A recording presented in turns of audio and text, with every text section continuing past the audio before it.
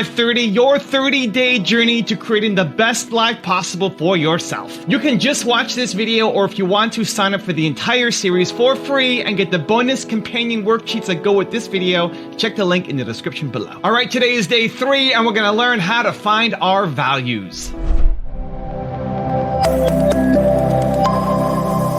So the infinite game exists up here. The finite game exists down here. Right? The infinite game includes the why, what I call our purpose, cause, or belief.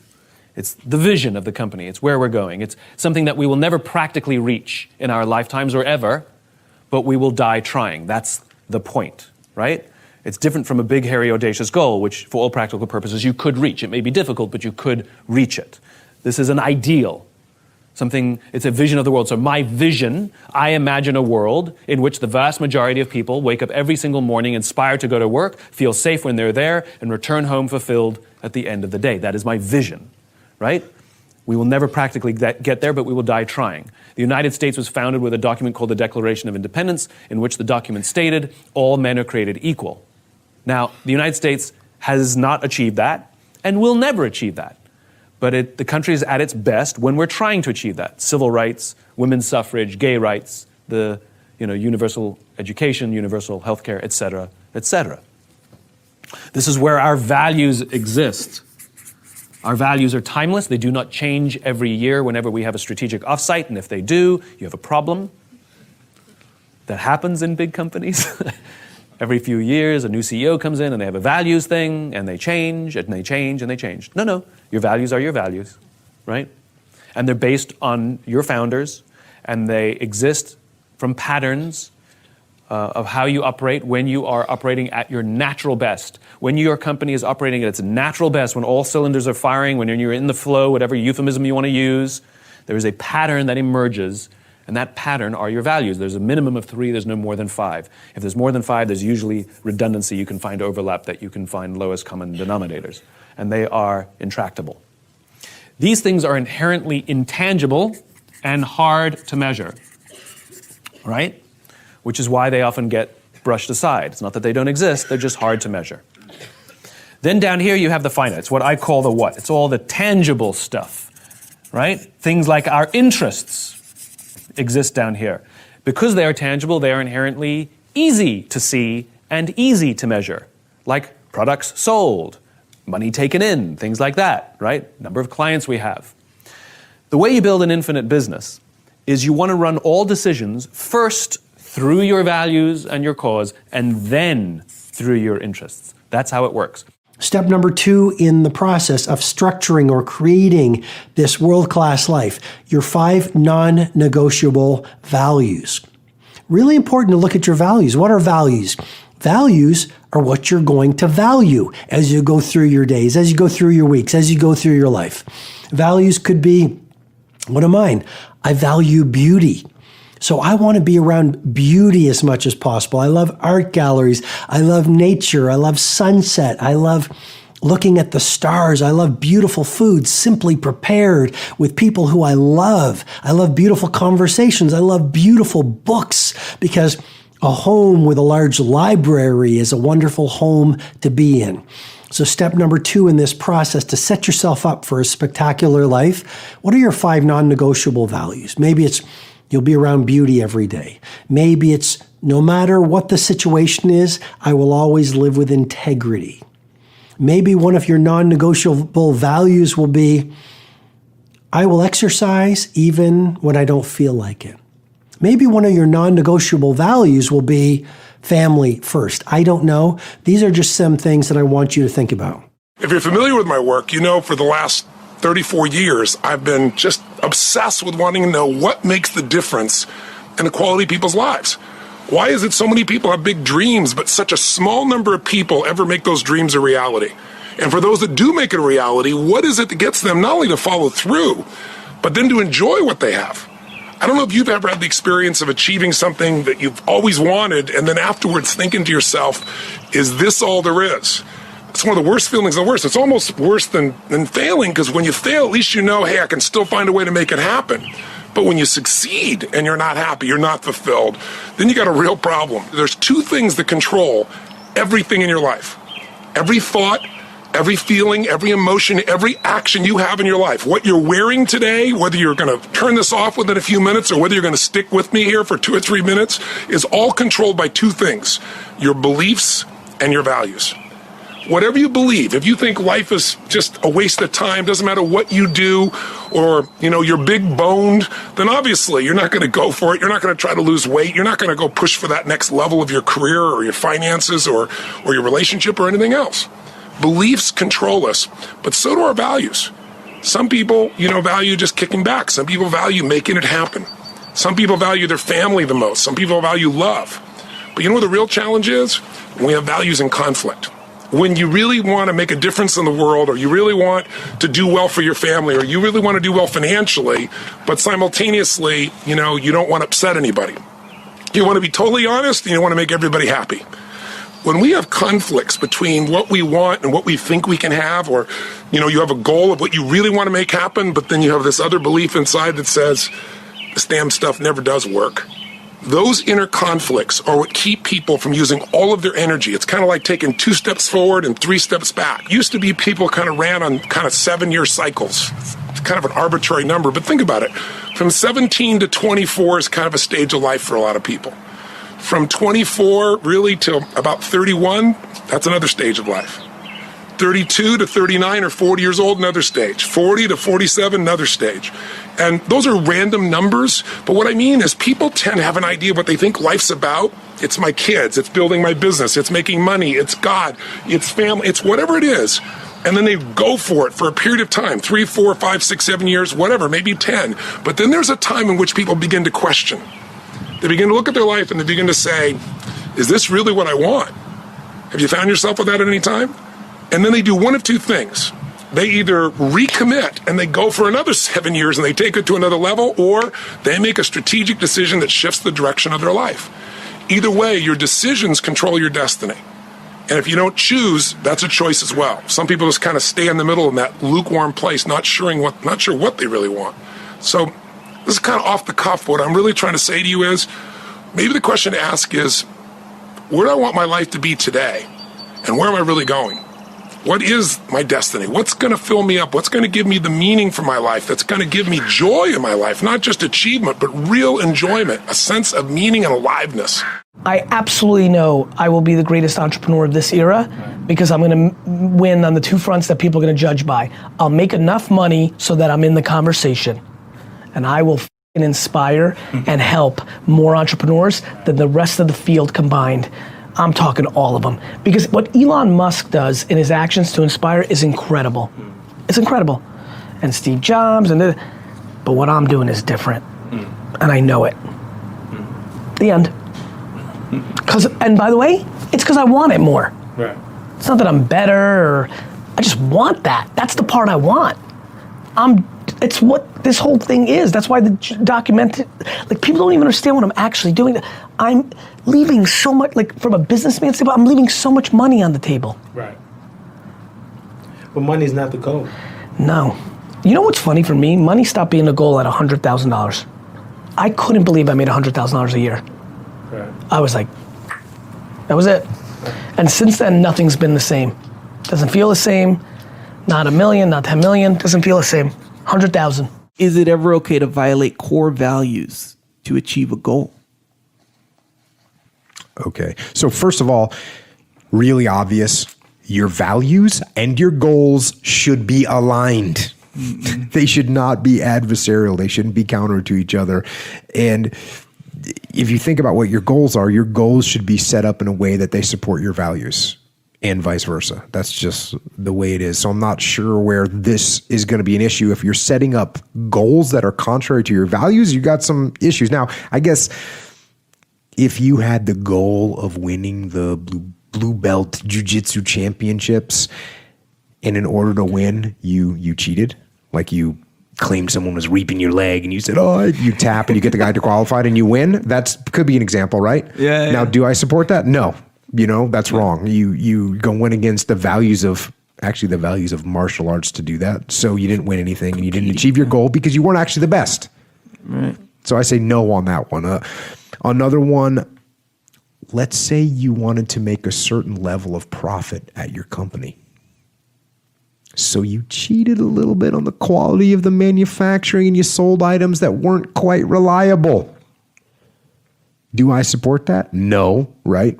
And why? Let me tell you why. Because your goal is not even aligned with your goal itself. Because when you start making substandard manufactured items, what's going to happen in the long run? People are going to say, hey, we don't like these. Yeah. We're not going to buy them anymore. So you didn't win. You might have won in the short term, but you didn't win. And again, you're going against your value. You should have values that you don't want to, take profit over making good product. And again, in the long run, that value is going to cost you, right? People aren't going to want to buy your product anymore. We do so many different things. So this is the question I sometimes get. How can you do so many different things? Why don't you stick to the knitting? The kind of traditional advice would be to stay focused and keep the business simple. And the way I think about this is we actually do stick to one thing. It's just not described. It's not the business itself. We do web services, which is, big enterprises buying compute services from us, and we have our retail business, and we have Amazon Studios, which is making original content, Amazon Go, the things you listed. So, but the cultural thread that runs through all of these things is the same. We only have a few principles at Amazon, kind of core values that we go back to over and over again. And if you looked at each of the things that we do, you would see those run straight through everything. So the first one, and by far the most important one, is customer obsession. And we talk about it as customer obsession as opposed to competitor obsession. And I have seen over and over again companies talk about that they're customer focused, but really when I pay close attention to them, I believe they are competitor focused. And that's just a completely different mentality. By the way, competitor focus can work, but I don't think it works in the long run as well as customer focused. For one thing, once you're the leader, if your whole culture is competitor obsessed, it's kind of hard to stay energized and motivated if you're out in front. Whereas customers are always unsatisfied. They're always discontent. They always want more. And so no matter how far you get out there in front of your competitors, you're still behind your customers. So they're always pulling you along. So customer obsession is a deep principle that underlies everything we do. Another one is eagerness to invent. So we love to pioneer. And when we have done, by the way, whenever we have tried to do something in a kind of Me Too fashion, we have failed at it. We need to have something that is differentiated, unique, something that customers are going to like, that we're kind of leading with. So that's another element that works for us. And then another one is long-term thinking. We are willing to take some time and be patient with our business initiatives, and that runs through everything. So a lot of our competitors might have 2 to 3 year kind of time frames, and we might have more of a 5 to 7 year sort of time frame. And then the last one, operational excellence. So literally, how do you have high standards around, identifying defects, fixing defects at the root, all of those kinds of things that lead to what I think also can be in a simpler way, just stated as professionalism, that you want to do things right just for the sake of doing them right. Values aren't created, they're discovered. And they're discovered through a consultation with the parts of yourself that you're not conscious of, that you're not fully conscious of, that aren't articulated, that aren't fully articulated elements of your primary personality. You have to discover what your values are. And you're informed about that, well, partly by other people who will object if your values aren't appropriate, but certainly by a dialogue with yourself and with your conscience. That's a very important thing to know. It's part of the reason why I think that you need to tell the truth, because you're forced to negotiate with yourself to operate properly in the world. And if you've warped yourself, let's say, or some elements of yourself by engaging in self-deception and lies, and you're not now, because of that, you're not who you could be, and you don't live in the world as you should live in it, then when you discuss with yourself what your value should be, it will be as if you're discussing it with someone that you can't trust. And that's not good. Like, you can't afford that. Life is difficult and it contains many pitfalls. And unless you're careful and you sort yourself out properly and you aim high and walk on the straight and narrow path, you don't have a hope of understanding where you should be and at what time when the crisis hits. And the crisis will hit. Let's say I'm just really superficial and I value money more than anything. Like, I've got like a fleet of yachts and it's all I care about, you know? And then something happens in my life and I realize that that's pretty superficial. I should like grow up a bit and, you know, value something else. And it's not as simple as just deciding. Like, we've all had that experience in our lives where we wish we cared about something that we don't, or vice versa. We wish we didn't care about something that we do, and you can't just stop. And so the process that I describe in the book is that essentially before you can commit to a new value, you kind of have to like try them on. Like it's like going to a store and trying on a bunch of pairs of clothes. And the way you try on a new value is you need to sit down and visualize. And you can even write it out if you want. But it's like, let's say all I care about is my fleet of boats, and I want to try on a new value, like charity or something. I have to sit down and start asking myself, what would it mean for my life? What would it mean for me as a person if I didn't value those boats anymore? And that's a very hard question. It really messes us up because we realize that a lot of our relationships would probably fall apart. A lot of our business commitments would probably fall apart. A lot of our understanding of ourselves would be shaken up or questioned. And it's a very difficult thing to ask. And so, you know, most of the times when you see visualization taught in the self-help industry, it's like they take a guy who wants a fleet of boats and they say, visualize a fleet of boats. Now go get it. And it's like, no. What you need to do is take a guy who wants a fleet of boats and say, visualize not wanting a fleet of boats. What would that say about you? Who would you be if that thing you always desired was not your desire anymore? For me, I never did anything for money, right? So it was never about money.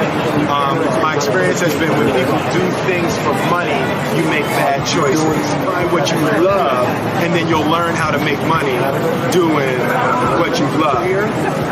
When I changed careers, I was never changing to something for money. I was changing to something I loved more. Right, and that to me, that's really the only way to keep the passion. If you have two choices, and one is playing the piano, and another one is, bowling, and you can make more money bowling, but you love playing the piano more, you got to play the piano. It's like you'll tear yourself apart if you're not doing the thing that you love most in life. And you know what it is right now. Right now, there's something that you love more than everything. Whatever it is that you love crazy has to be the thing that you dedicate your life. What is human value? Money? Oh yes, very important. Sometimes I jokingly is telling the Buddhist audience, particularly Tibetan, you usually used to recite one Tibetan special sort of mantra, that is Om Mani Padme Hum. So we recite, sometimes we a little bit of hurry, then we recite Om Mani Padme Hum, Om Mani Padme Hum, then Om Mani, Om Mani, Om Mani, Om Mani, Mani. So that sounds, looks like money, money, money, money, money, like that.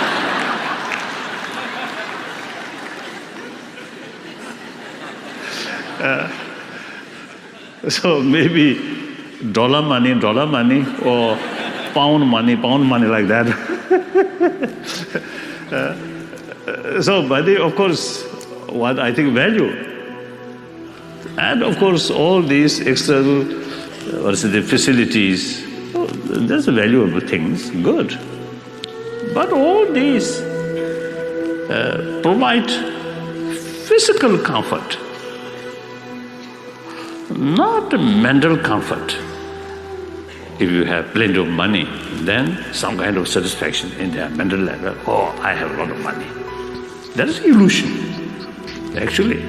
Because we notice among the billionaire, plenty of money, but as a person, very unhappy person, a lot of worry, a lot of anxiety, a lot of suspicion, a lot of jealousy. As a person, billion money fail to bring inner peace. Billion money bring more suspicion, more uncomfortable, more worry. Anyone who truly believes if you have money, everything can solve. Everything, because of that, then you get real 100% satisfaction. That's, I think, illusion. Money can bring some friend, but that essentially friend of money, not friend of being yourself. Your fortune go like that. You become richer, richer, richer. You found more friends. When your fortune goes like that, then these friends also, I think, disappear. Even you want to telephone, they may not answer. Isn't it? So these friends are not genuinely your friend, but a friend of your money. My parents worked hard to pay the bills and to keep a roof over our heads. But even though my parents couldn't give us material things, they gave us something much more precious.